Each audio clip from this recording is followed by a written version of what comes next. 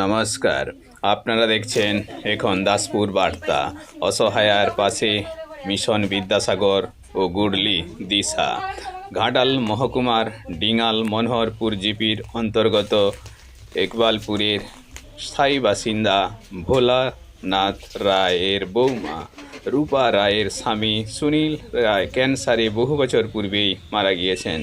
এই অবস্থায় তার কৃষি কাজেই বড় দুই কন্যাকে উচ্চতর শিক্ষার্জন করিয়েছেন এবং অপর দুই ছোট কন্যাকেও উচ্চতর শিক্ষার্জন করাচ্ছেন।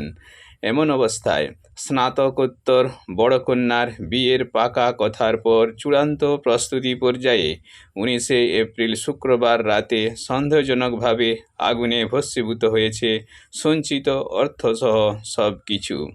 এই অবস্থায় পূর্ব নির্ধারিত 28 এপ্রিল রবিবার শুভ বিবাহের পূর্বদিন 27 এপ্রিল শনিবার ক্ষীরপাই তার নিকট আত্মীয়ের বাড়িতে অনুষ্ঠিত অনুরাভাতের অনুষ্ঠানের দিন আশীর্বাদের হাত পুড় করে পাশে দাঁড়ালো মিশন বিদ্যাসাগর ও গুডলি দিশা ওয়েলফেয়ার সোসাইটি। ক্ষীরপাই থেকে রিপোর্টে রাকেশ কদম। Like and follow with subscribe Daspur বার্তা। দাসপুর বার্তায় যুক্ত হোক আলোর পথে। বিধবা মহিলার 4 মেয়ে, একটা বড় মেয়ের বিয়ে ঠিক হয়েছে, আর আগুন লেগে পুরো বাড়িটি পুড়ে গেছে।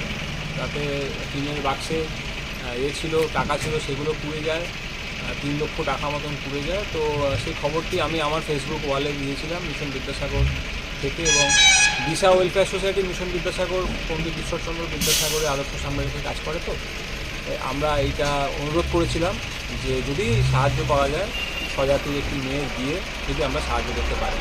তাতে আমাকে উত্তর 24 পরগনা বিভিন্ন জেলা থেকে আমাদের যারা বিদ্যাসাগর অনুরাগী সংগঠনের মানুষজন আছে তারা সাহায্য করেছিলেন। আজকে আমরা আইবুড়ো ভাত 27 এপ্রিল মেয়েটির বাড়িতে এসেছিলাম। তার ওই পুরাতন যে বাড়িটা ভেঙে পুড়ে গেছে সেই বাড়িটা দেখলাম, খুব খারাপ লাগলো। তো সেই মেয়ের অভিভাবকের হাতে যেখানে বিয়ে হবে সেখানে আমরা কিছু আর্থিক সাহায্য এবং কিছু উপহার সামগ্রী দিয়ে গেলাম, যেগুলো কাজে লাগবে। তাই এরকমভাবেই আমার একটাই বক্তব্য যে আমাদের এই কাজকর্ম দেখে যদি কেউ ভাবেন যে আপনার এলাকায় কোনো মানুষ, অসহায় মানুষ মানে বিপদে পড়ে গেছে, তাহলে সাহায্য করবেন। আর পণ্ডিত ঈশ্বরচন্দ্র বিদ্যাসাগরের এটাই স্বপ্ন ছিল যে অসহায় পাশে দাঁড়ানো। উনি যে চেষ্টাটা করেছিলেন, আমরা হয়তো কেউ বিদ্যাসাগর হতে পারবো না, কিন্তু আমরা ওনার আদর্শে পথ চলতে পারবো। এটুকু বলার জন্যেই আজকে এখানে এসেছিলাম। আপনারা জানেন যে প্রবল গরম, সংবাদপত্রে বলছে নাকি বাইরে বেরোনো একদম উচিত না।